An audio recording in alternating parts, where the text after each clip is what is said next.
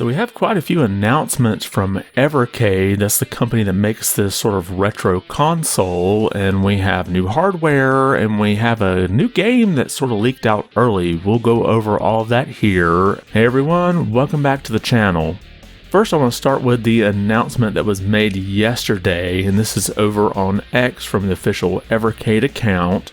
Announcement introducing Giga Cart, a new cart format from Evercade that will allow for larger, more recent retro games. 2 Giga Cart collections will be released in 2024, and then they have a link to the blog there, but I'll go over the information related to this. So this new larger cart's going to have this logo in the upper right hand corner that you can see here. It says Giga Cart. And from my understanding and researching about Evercade's carts, they're basically just a chip that's pretty much compatible with SD cards. So I don't think there's anything specifically magical going on here. They're just going to use a newer chip that has a larger capacity on it. And as the announcement did say, there will be 2 Giga Cart releases in 2024, and those haven't been officially announced. However, one of them did leak out early with this listing here on Amazon. And you can see the listing here for the Tomb Raider trilogy from the PlayStation 1. Now this listing has been taken down since, but I would imagine we'll get some kind of announcement in the next week or so, and you'll understand why here in a minute. But as you can see in this listing, these new Giga Carts will be priced at basically $25, so it's a bit of an increase over the previous carts, but not too much. So now let's move over to the announcements that were made today, and we'll start with this first one here. Evercade exp-r is the best way to play Evercade cartridges on the go. Releasing July 2024 at a new lower price of $99.99, including 1 Giga Cart bundled in to be announced. Pre-order start April 30th.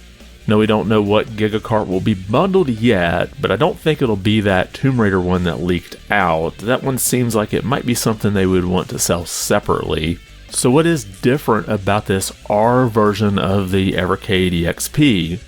Well, one big difference is that there's no mini HDMI output, so you won't be able to connect this one to a TV. This unit is also missing those 18 Capcom games that were built in, basically due to their licensing agreement expiring. And then, of course, you've got the different color here with the charcoal gray with the turquoise accents. But other than that, it seems like these systems are pretty much the same. It doesn't look like there's any type of difference in the screen, at least they didn't mention it. And to go along with this new handheld, we also have more hardware. We have this announcement here. Evercade versus R is the best way to play on your TV and to play with friends. With 1080p output and up to 4-player local multiplayer, this new package comes with 1 controller and 1 bundled Giga Cart. Coming July 2024 for $99.99. Pre-orders open April 30th. And again, we don't know what Giga Cart will be bundled with this console version of the Evercade, but I would imagine it might be the same as the handheld.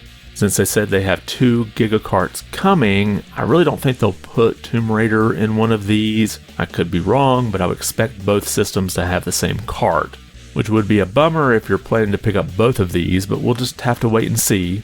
So what is different in this R version of the Evercade Versus? Well, not a whole lot. You have the same price as the current Versus system.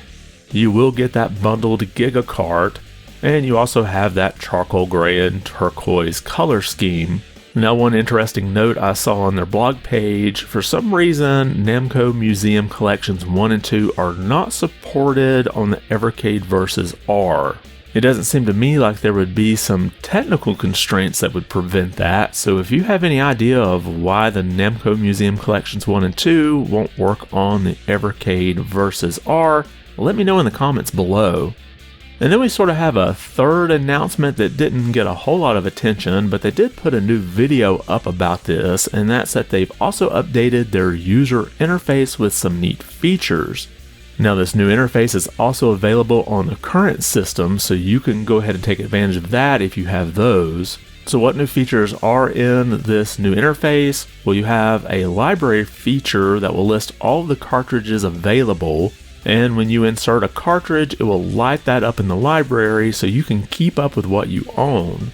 They also added a confirm cartridge ownership button to the library. Instead of having to actually insert the cart, you can just go ahead and mark that you have it. And they improved the sorting feature so you can sort by things like last used. They have also added some new themes. And finally, they also updated the built-in system that updates the carts if you need any updating. So that way you'll always have the best version of the game. So definitely some great announcements here from Evercade. However, I'm a bit disappointed with the removal of the mini HDMI port from the Evercade exp-r. Not so much because I think that I would use that feature, because it would mean that you would have to be tethered to the TV in order to play, but I would like to have sort of an alternate option here. What I would like to see is maybe in their next system they might have a dockable version of the handheld, so you could just have some USB ports on that dock to connect your controller, but a design like this would give you the best of both the EXP and the Versus. But let me know what you think. Are you a current Evercade owner? Are you looking maybe to upgrade to one of these new versions? Considering they seem to have reduced features, this seems like this might be something that someone who doesn't currently have their hardware would pick up.